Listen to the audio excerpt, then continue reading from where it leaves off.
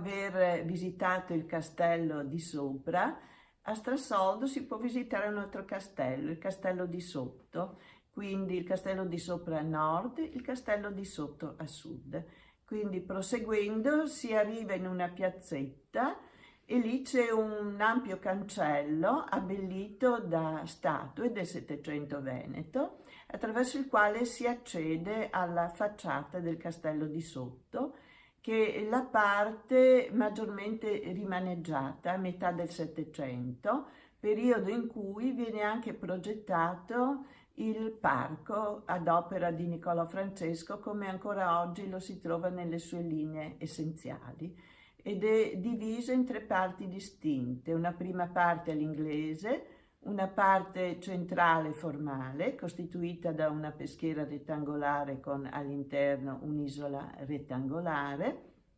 e alla fine un boschetto autoctono. E siccome i 2 castelli si trovano su un'isola, una sorta di ovale, il fiume Taglio li abbraccia e poi nuovamente si ricongiunge in fondo a questo boschetto autoctono.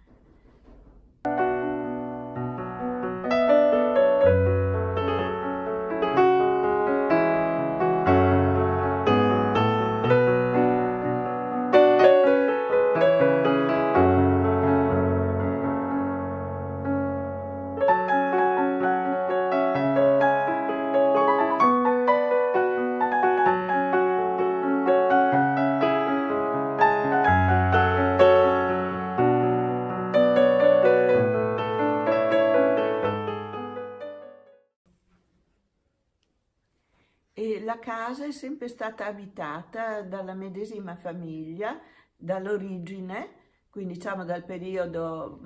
ottoniano, come è documentato dalla storia, e fino ai nostri giorni, quindi non c'è nulla di museale, una casa in cui si vive e si continua a vivere con tutti i ricordi lasciati dalle varie generazioni. E per questo in noi c'è questa grande responsabilità della conservazione,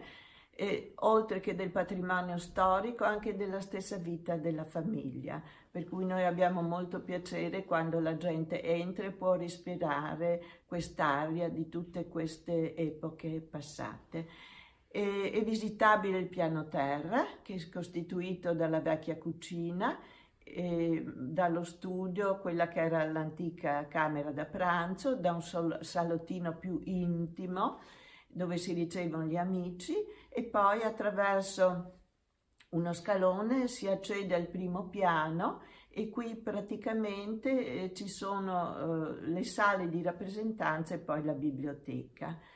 E al piano terra è situata anche la chiesetta dedicata a San Marco, che ha una sua data negli archivi parrocchiali, 1575, e poi è stata rielaborata e rimodernata intorno al 1720 e ha assunto un aspetto barocco che ancora oggi conserva.